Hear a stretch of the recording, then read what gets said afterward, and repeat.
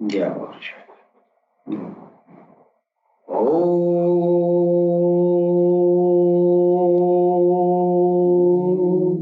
श्री कल्के वैष्णवे नमः। ॐ श्री कल्के वैष्णवे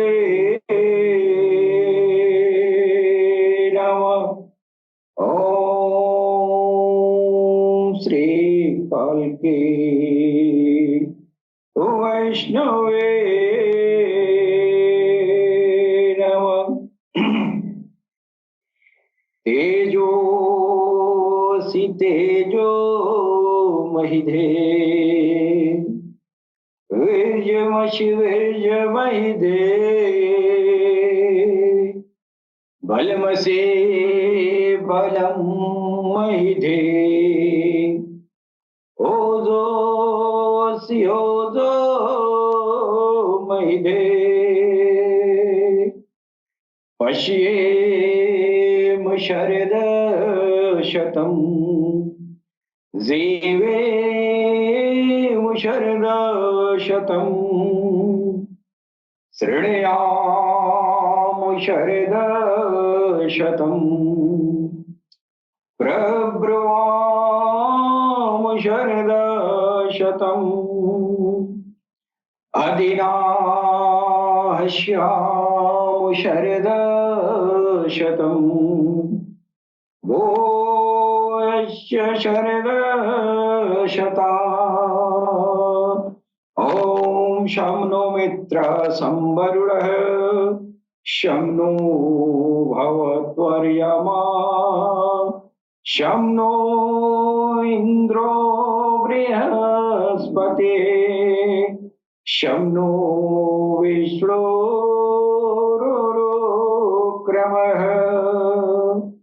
ॐ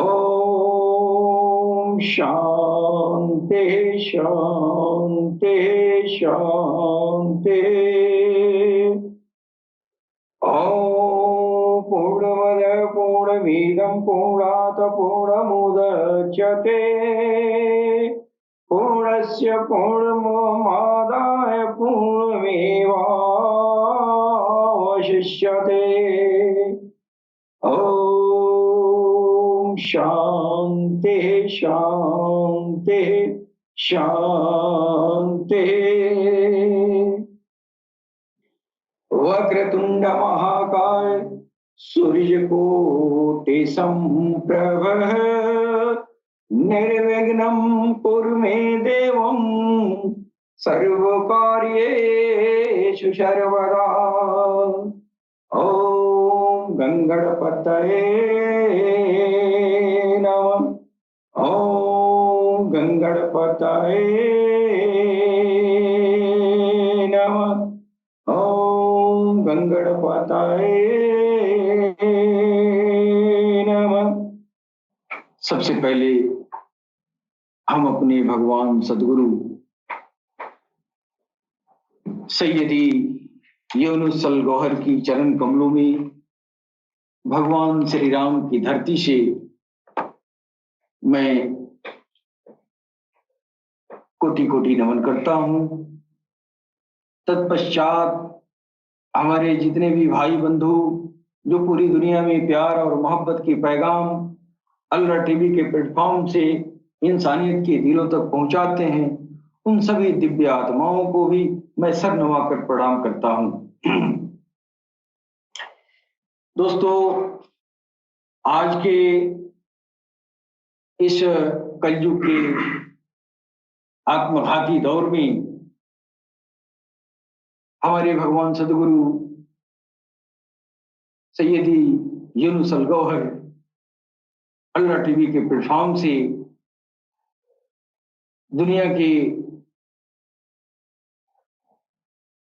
दुनिया में व्याप्त विभिन्न समुदायों के बीच पारस्परिक सैद्धांतिक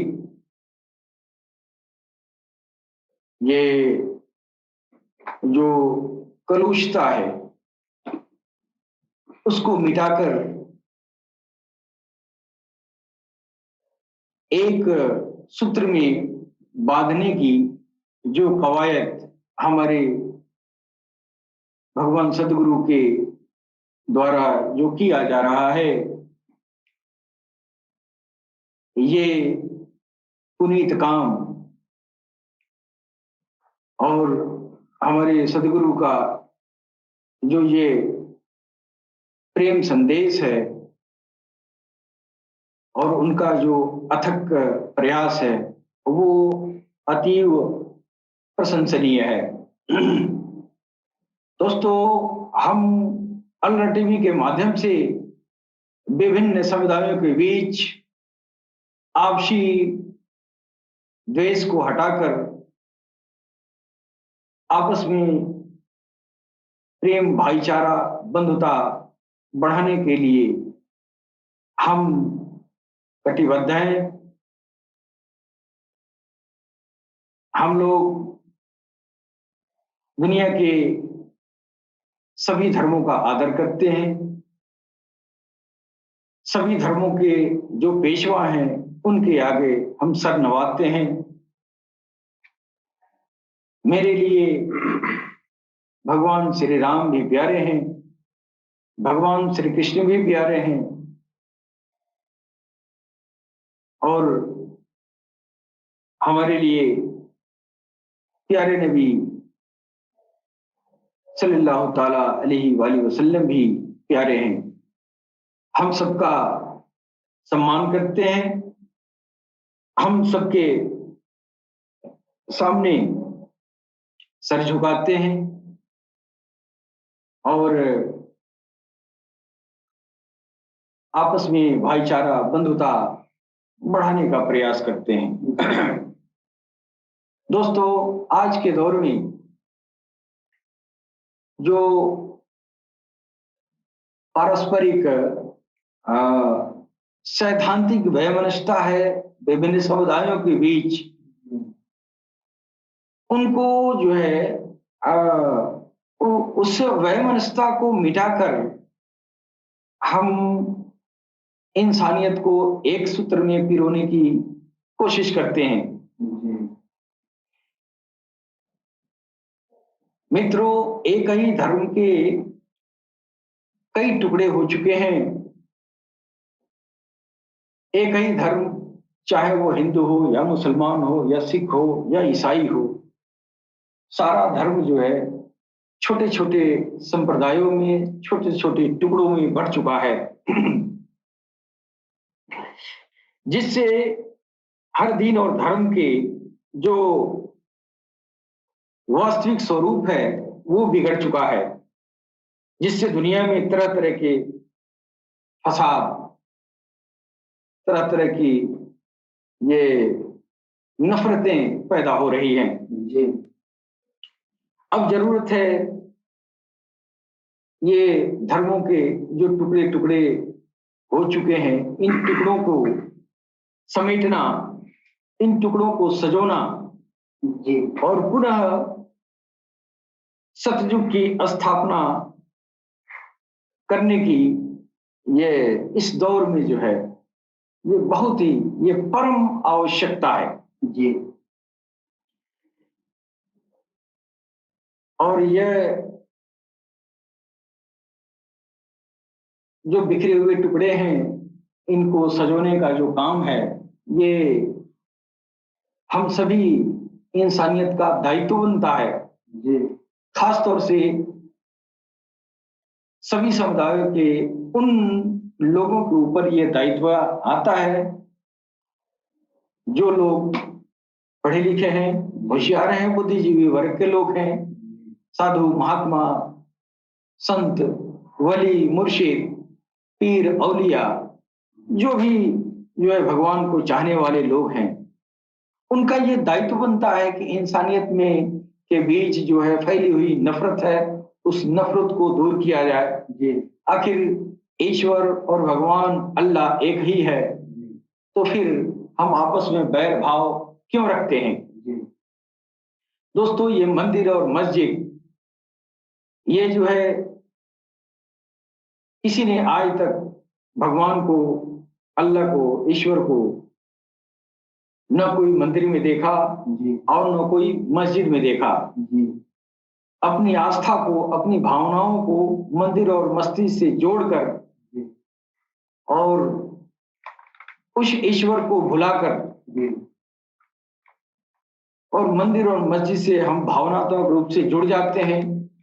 हमको इस बात का ख्याल नहीं रहता है कि हम मंदिर और मस्जिद क्यों जाते हैं। हम मंदिर और मस्जिद भगवान की तलाश करने जाते हैं, भगवान को प्राप्त करने जाते हैं।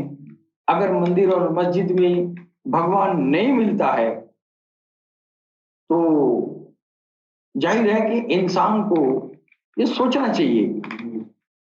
मेरा मतलब ये नहीं कि मंदिर और मस्जिद छोड़ दिया जाए, लेकिन इंसान को इस बात पर गौर करना चाहिए कि हम जिस हेतु मंदिर या मस्जिद या चर्च या गुरुद्वारा जा रहे हैं वो हेतु मेरा पूरा हो रहा है कि नहीं। इंसानियत के पैदा होने का सबसे बड़ा हेतु ईश्वर को पाना, इंसान का सबसे बड़ा लक्ष्य ईश्वर तक पहुंचना है। अगर हम ईश्वर तक नहीं पहुंच पा रहे हैं तो फिर मेरा मंदिर और मस्जिद जाना बेकार है। और कलयुग का जो दौर आया है, यह दौर तो भयानक कलिकाल का दौर है। इस दौर में जहां पर भगवान को प्राप्त करने इंसान जाता है वहां कत्ल गारत कर रहा है। दोस्तों, हम एक दूसरे के दुश्मन नहीं हैं। हमारा दुश्मन हमारे अंदर बैठा है। भगवान कल्कि अवतार सरकार गौहर शाही जी महाराज फरमाते हैं कि तेरा दुश्मन तेरे अंदर है और वो तेरा आसुरी आत्मा है। तुम उस आसुरी आत्मा को जद्दोजहद करके उसको परास्त करो, है कि नहीं। वो आसुरी आत्मा ये जो है जिसके अंदर प्रबल है, वो उसके अंदर जो है ये भावनात्मक रूप से शैतान, वो आसुरी आत्मा उसको, उसकी भावनाओं को भड़काता है, लक्ष्य को छुपाता है। जो आसुरी आत्मा इंसान के अंदर बैठा है वो कभी नहीं कहता है कि तेरा लक्ष्य ईश्वर है, तू ईश्वर की तलाश कर। वो भावनाओं के साथ खेलता है और नतीजन ये होता है कि इंसान जो है, इंसान के खून का प्यासा होता जा रहा है और ईश्वर से दूर होता जा रहा है। अगर इंसान मंदिर और मस्जिद में जाने के साथ साथ अपने अंदर आत्मिक शुद्धि की तलाश करे, आत्मिक शुद्धि करने का प्रयास करे, अध्यात्म का सही रास्ता ये अंगीकार करे, अख्तियार करे,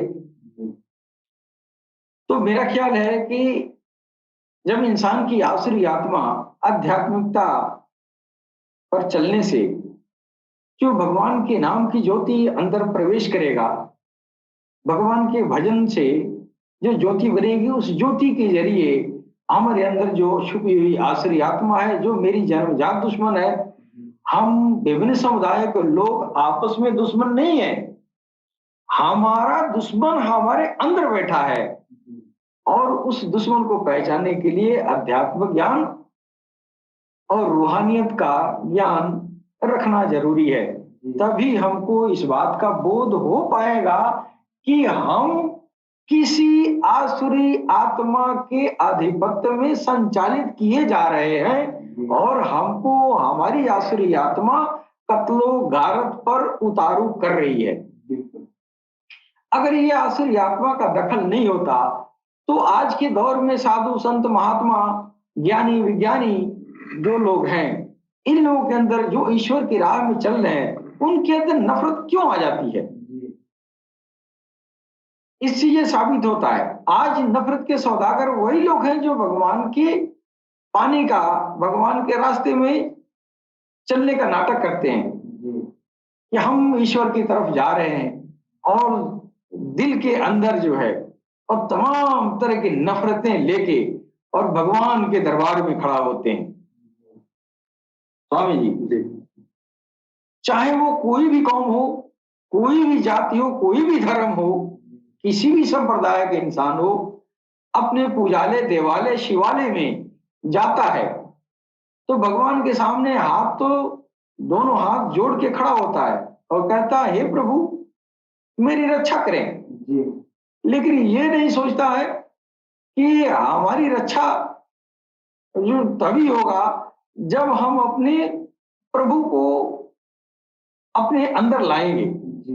अब प्रभु को अंदर लाने के लिए प्रभु तो चमकीला है ना, तो प्रभु चमकीला है तो प्रभु को अंदर लाने के लिए अपने को चमकीला बनाना पड़ेगा।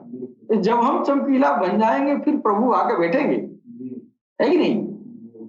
तो ये पूजा पाठ और अनुष्ठान और ये जो है जिस भी कौम की, हम किसी एक कौम की बात नहीं कर रहे हैं, हर धर्म की बात है कि पूजा पाठ अनुष्ठान जो भी कर रहे हैं वो भगवान के लिए कर रहे हैं। अगर भगवान नहीं मिला तो आपको अंदर देखना पड़ेगा कि मेरे अंदर कौन सी गलती हो रही है कि हम भगवान से जुड़ नहीं पा रहे हैं। और सामने भगवान के सामने मूर्ति और बुद्ध के सामने या मंदिर या मस्जिद के सामने खड़ा होकर भगवान के सामने हाथ जोड़ के अपने कल्याण की मांग कर रहे हैं, मेरा कल्याण हो, लेकिन अपने अंदर झांक के नहीं देख रहे हैं कि मेरे अंदर कितना मैल, नफरत, ये गलाजत भरा हुआ है, कितनी गंदगी भरी हुई है। आदमी इस बात का ख्याल नहीं करता और भगवान के सामने 12 हाथ जोड़ जोड़ के गिड़गिड़ाता है, हे प्रभु मेरा कल्याण करें। कैसे कल्याण करे? जब तू अपना कल्याण नहीं करेगा, जब तू अपना खुद कल्याण नहीं करेगा तो फिर तुम्हारा जो है दुनिया का कैसे कल्याण होगा? तो अपना कल्याण करने का मतलब अपने अपने दुश्मन को पहचाने और उससे जद्दोजहद करें।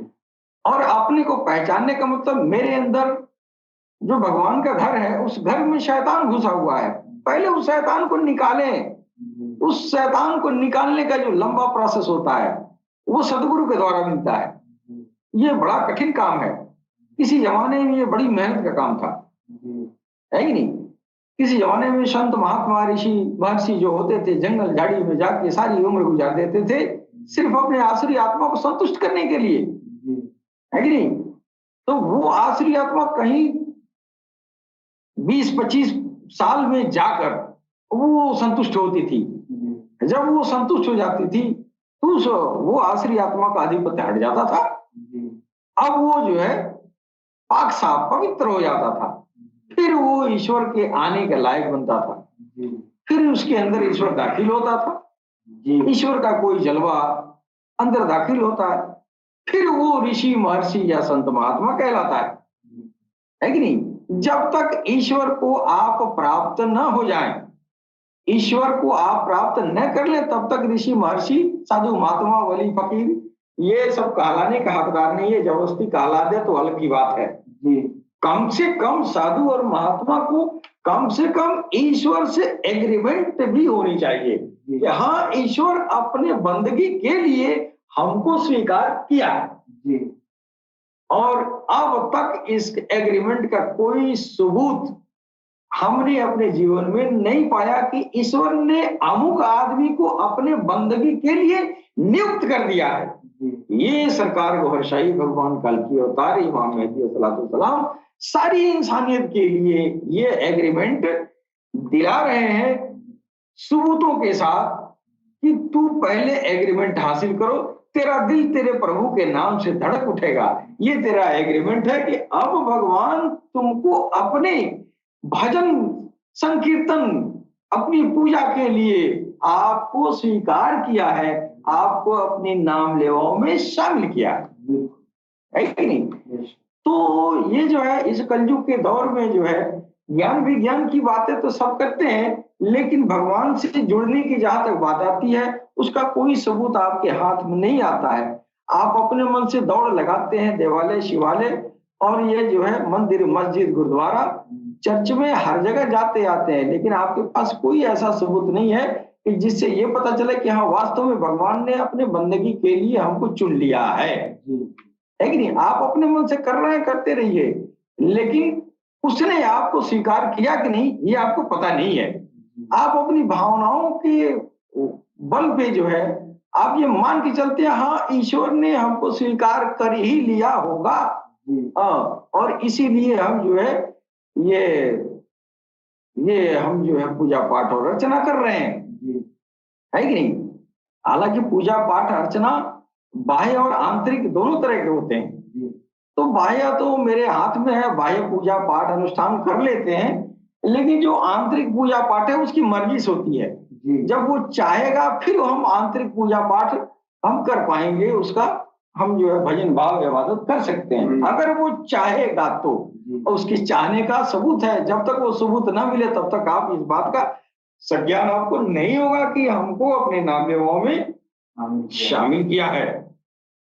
दोस्तों, आज समाज में व्याप्त या अंधविश्वास रूपी मक्खी को निकालकर धर्म रूपी जो है दूध और दही से निकालकर फेंकना और लकीर के फकीर और खूब मंडूक लोगों को धार्मिक जीवन के सीमित दायरे से निकालकर धर्म के विशालतम संसार को दिखाना और पारलौकिक जिंदगी को संवारना, विभिन्न समुदायों के बीच कलह को शांत करके इंसानियत के दिलों को प्रभु से जोड़ना, ये काम बखूबी तौर पे सरकार गौहर शाही ने शुरू किया है और हमारे भगवान सदगुरु के द्वारा इस दिशा में पुरजोर पहल किया जा रहा है जी।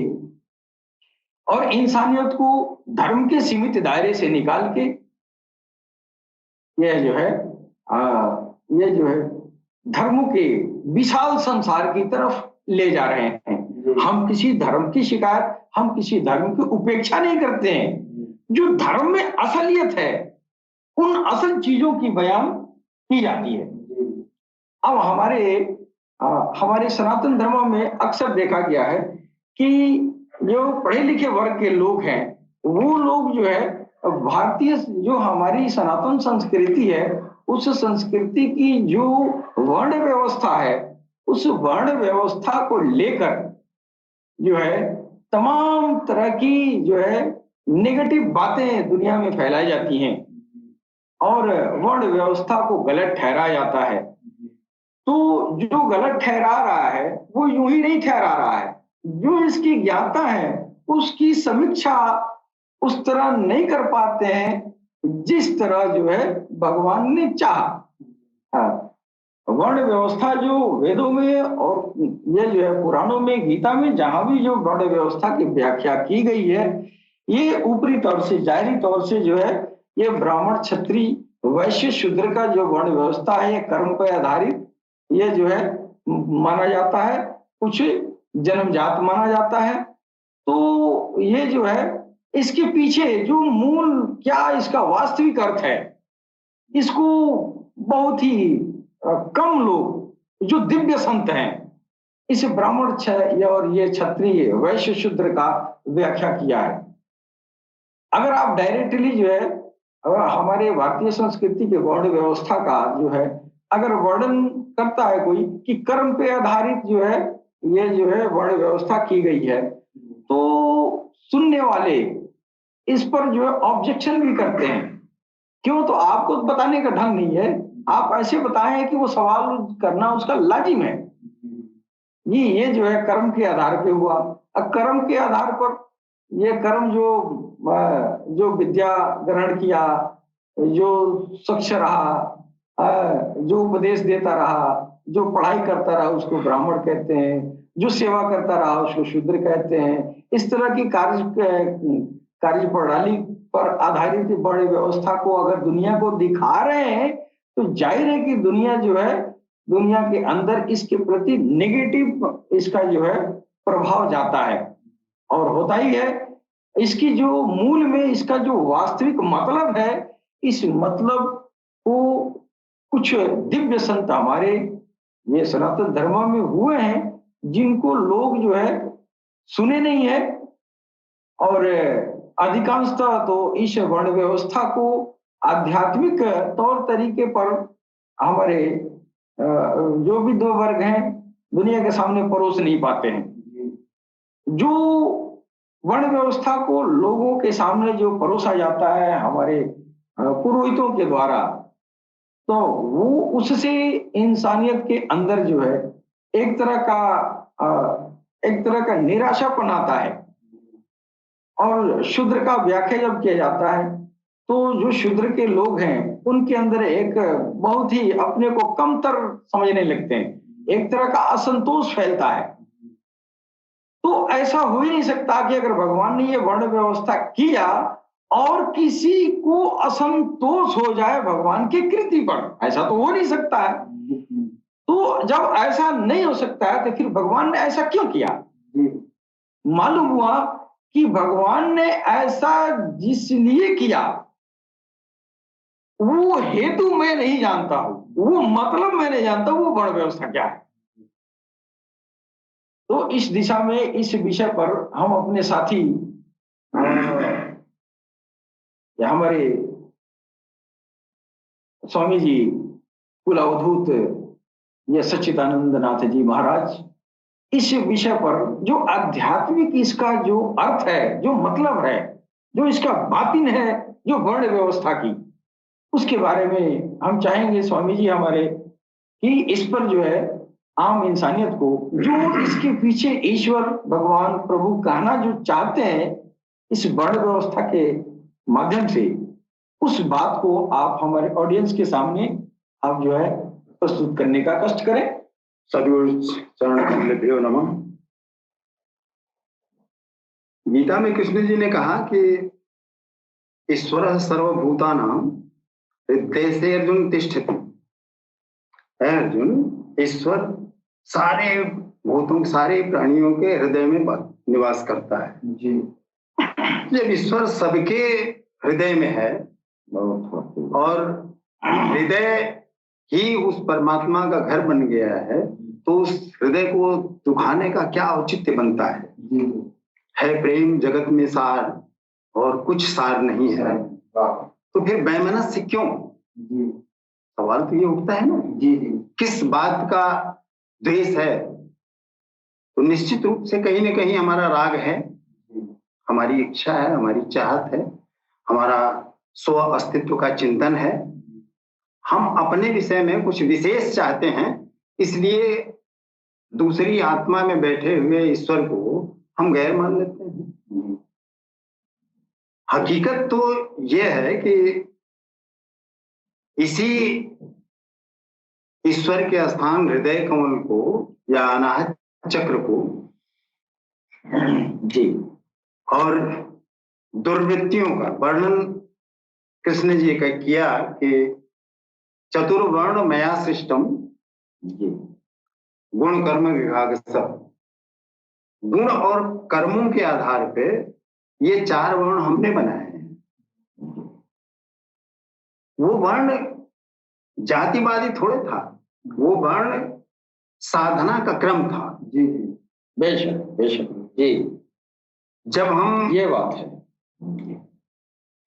तमोगुण से व्याप्त रहते हैं, रजोगुण और सतोगुण का कहीं नामो निशान नहीं रहता, या दूसरी शब्दों में हम ये कहें कि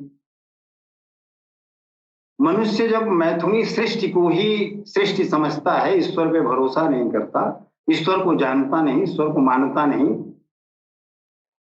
तब तक इस गुण में प्रभावित रहता है। और जब तक वो इस गुण से प्रभावित रहता है, तब तक जो हृदय की स्थिति है वो चेतना शून्य रहती है, वो भी सेंसलेस जिसको कह लीजिए, वो अचेतन अवस्था में रहता है जी। कुछ आता पता नहीं रहता, क्योंकि दुर्वृत्तियों का प्रभाव उस पे भी पड़ता है। बुराइयों की तरफ तो ये इंगित दुर्वृत्तियां करती हैं, तमोगुण करता ही करता है, हृदय को भी प्रभावित करता है, उसमें सुधि बुद्धि नहीं रहने देता। लेकिन जब सदगुरु की कृपा होती है, आपके संस्कार जगते हैं, ईश्वर की मर्जी से कोई सदगुरु मिल गया, हम लोगों के यहाँ तो मंत्र दीक्षा होती है। जो ही उस गुरु ने प्रकाश का पुंज जलाया हृदय पे, हृदय को जागृत किया, हृदय के चारों तरफ जो जाले पड़े हैं 1,80,000, उन जालों को तोड़ के उस चक्र को जो ही एक्टिवेट किया, प्रभु का नाम डाल के, ईश्वर का नाम डाल के, तो उसका जो प्रकाश है, उसका जो उजाला है, उससे हमारी दुर्वृत्तियां भी कमजोर होती हैं, या जो राक्षसी आत्मा है वो कमजोर होती है। और इसका परिणाम ये होता है कि वो तुरंत द्वितीय श्रेणी में आ जाता है, मतलब शूद्र से वैश्य बन जाता है। उसके हृदय की जो स्थिति है वो वैश्य की हो जाती है। और यहाँ पे स्थिति जो दुर्गुणों की है, जो गुण कर्म विभाग से बताया उन्होंने, तो जो गुण है वो तमोगुण एकदम न्यून हो जाता है, रजोगुण जागृत हो जाता है, और सतोगुण की स्वल्प मात्रा आ जाती है हृदय। इस स्थिति में साधक बहुत दिनों तक खड़ा रहता है, और ये परिवर्तनशील भी नहीं है। आम लोग यही स्थिति का जीवन जी रहे हैं। मंत्र दीक्षा हो गई और चल रहा है, कीर्तन भजन चल रहा है, लेकिन जब तक सदगुरु नहीं है और वो गुरु इन दुर्वृत्तियों से साधक को निजात न दिला दे, इस दुष्ट आत्मा के लीजिए, इस दुष्ट आत्मा को उस नाम से प्रकाशित न कर दे, या उस प्रकाश के घेरे में कैद न कर दे, जब तक इससे उसका सदनाम, ईश्वर का नाम जप न करवा दे, तब तक ये अपनी स्थिति को चेंज नहीं करता। मतलब ये रजोगुण वाली जो वृत्ति है और उधर वैश्य वाली स्थिति, ये यथावत बनी रहती है। जब सदगुरु प्रकाश से घेर देता है या इसको भी प्रकाशित कर देता है, तो ये वैश्य की स्थिति छोड़ के जो आपका हृदय है वो क्षत्रिय के रूप में आ जाता है। और जो गुणों की स्थिति है वो रजोगुण, तमोगुण समाप्त हो जाता है। इस स्थिति पे रजोगुण की अल्प मात्रा बचती है और सतोगुण से आवृत्त हो जाता है। उसकी जो वृत्तियां हैं वो सतोगुणी हो जाती हैं, और यहाँ जो हृदय है वो ईश्वरोन्मुख हो जाता है। मतलब अब इस स्थिति से इसका पतन होना असंभव है, क्योंकि उसकी झलकियां यहाँ पे पड़ने लगती है। परमात्मा का प्रकाश, परमात्मा की झलकियां इस पे पड़ने लगती है, जिससे हृदय तो उसी में समा जाता है। हृदय की जो स्थिति है, ये अनाहत चक्र की जो स्थिति है, वो परमात्मा में विलय कर जाती है, या उसका स्वरूप ही धारण कर लेती है। ये कह लें कि जब साधक उस ब्राह्मण तत्व की तरफ जाता है, ब्राह्मणत्व की तरफ जाता है, मतलब ब्रह्म जानेति ब्राह्मण, ये जब स्थिति आती है तो वो उसी में समाहित हो जाता है। उसका स्वरूप ही सदगुरु का या परमात्मा का हो जाता है। और इधर जो सतोगुणी वृत्ति है ये भी समाप्त होके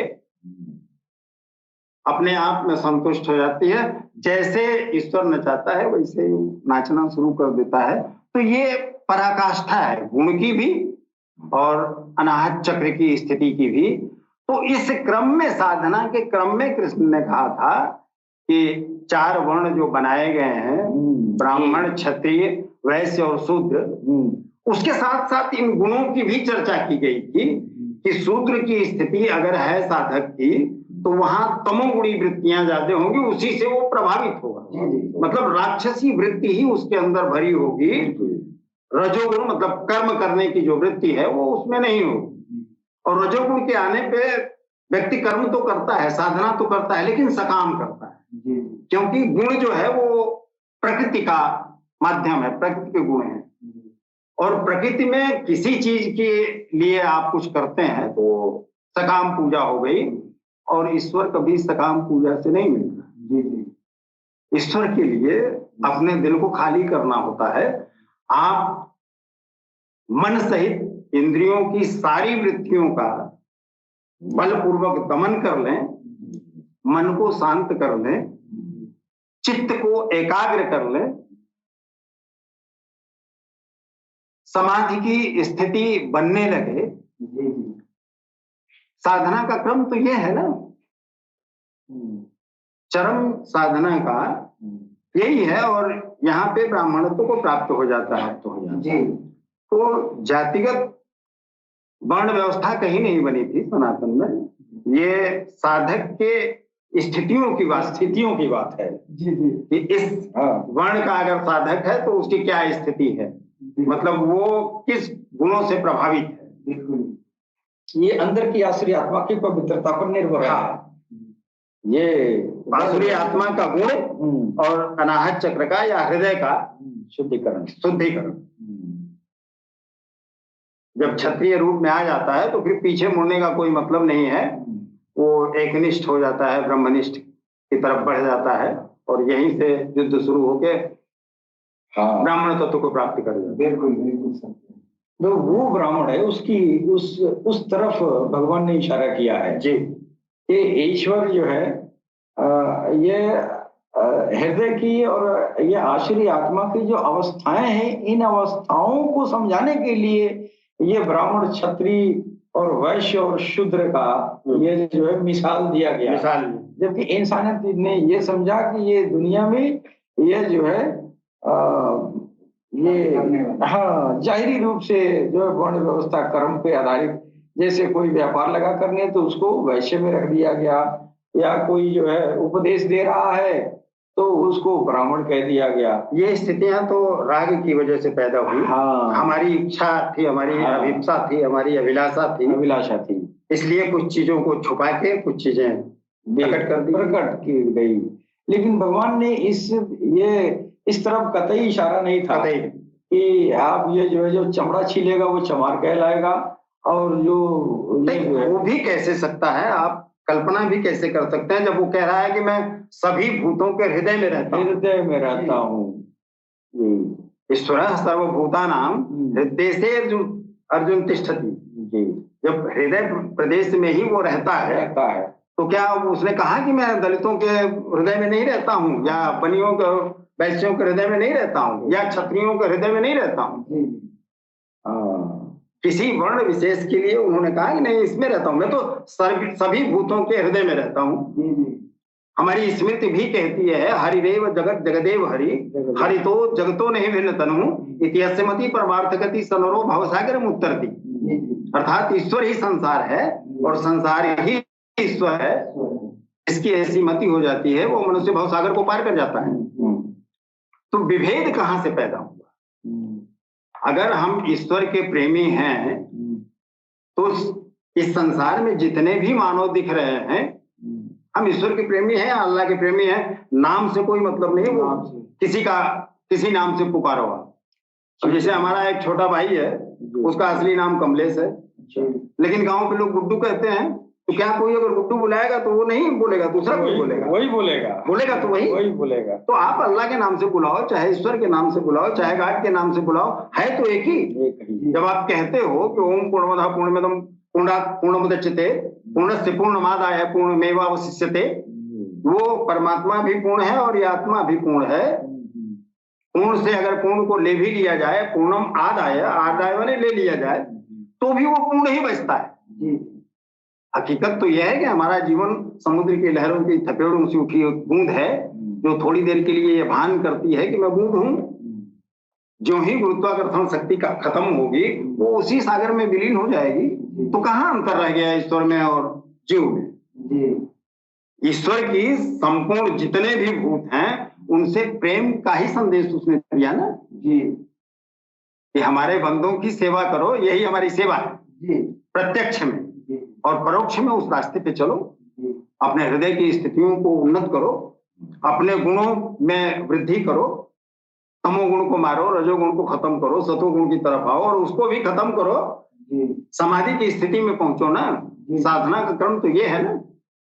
हमारे यहाँ भी हम लोग जब साधना में प्रवेश करते हैं तो प्रार्थना करते हैं भैरव से, महतो महास्तेन गृहणाम त्वाम हम गृहणाम त्वाम हम ओम दंष्ट महाकाय कल्पांत धनोपमं भैरवाय नमस्तुभ्यम मनुज्ञा दातुम अर्हसि।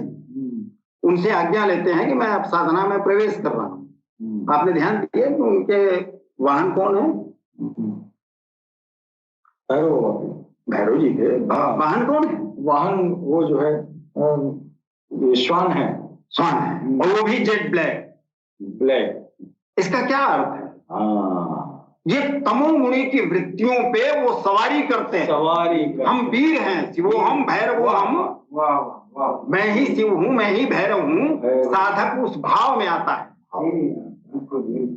और उस तमोवृत्ति को दबा देता है, उस तत्व को दबा के वो आगे बढ़ जाता है, रजोगुण में आ जाता है और फिर विघ्नेश्वर की मदद से आगे बढ़ जाता है और गुरु की कृपा हो जाती है तो वो क्षत्रियता को के रास्ते से होते हुए ब्राह्मणत्व को प्राप्त कर लेता है। सात्विक गुण क्षत्रिय गुण प्राप्त करने के लिए हमारे यहाँ शाक्ताभिषेक होता है। अच्छा, शाक्ताभिषेक में मतलब गुरु अपनी नजरों से शक्तिपात करता है। अगर सतगुरु है तो वो अपनी नजरों से आपकी वृत्तियों की दिशा मोड़ देता है। आप तमोगुण और रजोगुण छोड़ के सतोगुण में प्रवेश करा देता है, फिर उसके बाद संघर्ष करो, अर्जुन बनो। अर्जुन का अर्थ अनुराग ही तो है, प्रेम ही तो है। ईश्वर की तरफ जब रुख तुम्हारा हो जाएगा, ईश्वर का संकीर्तन की संख्या बढ़ जाएगी, उस सारे गुणों को तुम काट चुके हो, तो परमात्मा से मिलन निश्चित रूप से है। बिल्कुल। शाक्ताभिषेक के बाद पूर्णाभिषेक और क्रम दीक्षा वगैरह होती है, वहां तक जाते जाते साधक ईश्वर से साक्षात्कार हो जाता है। इसका मतलब ये भैरवनाथ का जो स्वान पर जो सवारी दिखाया गया है वो आसुरी आत्मा से वो जो है तुलना किया गया है। नहीं, उनके वाहन, वही बात, आसुरी आत्मा पर कब्जा वाहन, उनके इशारे पे वो चले, यानी नफ्स जो कंट्रोल में करता है। जी, इससे मुराद ये लिया जाता है। और ये भगवान शिव के साथ भी एक जो है बैल नंदी का भी जो है जगह जगह जिक्र देखा जाता है। और जहाँ भी भगवान शिव की जहाँ वो शिवालय है वहां पर नंदी भगवान की भी वो मूर्ति रखी जाती है। आखिर वो क्या संदेश देता है हमारे? वही रजोगुण की स्थिति, रजोगुण जिस द्वितीय स्थिति में जब साधक आता है जी, तो काम जो कर्म करता है वो सकाम होता है जी। हम संकल्प लेते हैं कि हम इस साधना को या इस जप को, इस क्रिया को हम फला चीज के निमित्त कर रहे हैं जी। तो संकल्प जो ही आया सकाम हो गया जी। तो ये रजोगुण की वृत्ति है। सतोगुण थोड़ा थोड़ा आ जाता है, रजोगुण पूरी तरह हो जाता है और तमोगुण खत्म, न्यून श्रेणी में रह जाता है। तो इस स्थिति में जो जब स्थिति होती है गुणों की और साधक की स्थिति वैसी की हो जाती है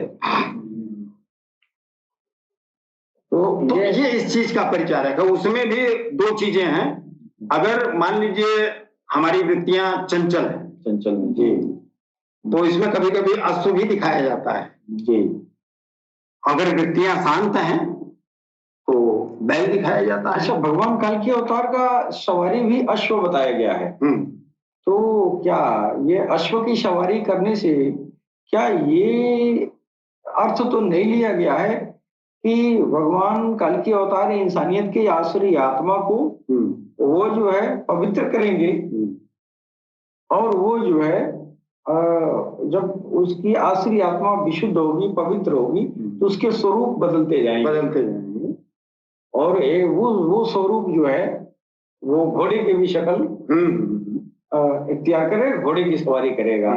यानी घोड़े की सवारी का मतलब ये हुआ कि अपने आसुरी आत्मा पर उसका नियंत्रण है और उसको विशुद्ध कर रहा है, उसको पवित्र बना रहा है और मजीद उसमें सुधार ला रहा है।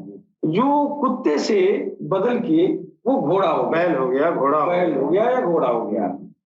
तो ये जो है बैल और घोड़े की सवारी, ये विभिन्न देवताओं को आप जो है देखते होंगे कैसा है, जैसे भैरव बाबा का कुत्ता की सवारी है। इसके पीछे सीधा ये संकेतों में समझाने की बात कही गई है, हाँ, करी गई है। हृदय की शुद्धि और अध्यात्म, ये गुणों का परिवर्तन, हाँ, गुणों में सुधार और वही हृदय को आशीष आत्मा की पवित्रता का ये जो है, जो गुण है वो हृदय की स्थिति है और जो गुण है वो दुर्वृत्तियों की स्थिति है, राक्षसी आत्मा असुर की स्थिति है। कृष्ण ने कहा ना कि यहाँ दो ही तरह के हैं, जहाँ जिनके हृदय पे आसुरी वृत्तियों का प्रभाव ज्यादा है उनको हम असुर कहते हैं, और जिनके हृदय पे सुर वृत्तियों का मतलब अच्छी बातों का प्रभाव है उनको हम देवता कहते हैं, असुर कहते हैं। जी हाँ, अच्छी वृत्तियों का प्रभाव। दो ही हैं केवल, दो के अलावा तीसरा। तो ये दोनों के बीच